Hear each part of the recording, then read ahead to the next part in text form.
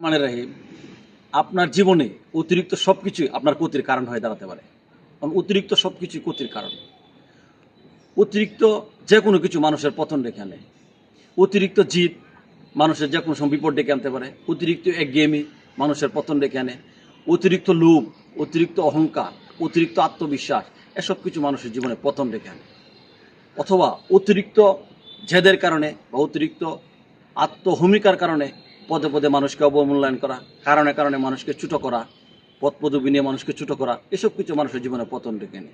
অর্থাৎ অতিরিক্ত যা কিছু আছে সব কিছু বিষ, যা মানুষের জীবনকে বিষাক্ত করে তোলে। এই কারণে হয়তো জালালউদ্দিন রুমি রহমতুল্লাহ আলাইহি বলেন যে প্রয়োজনের চেয়ে অতিরিক্ত যা কিছু আছে সব কিছু বিষ।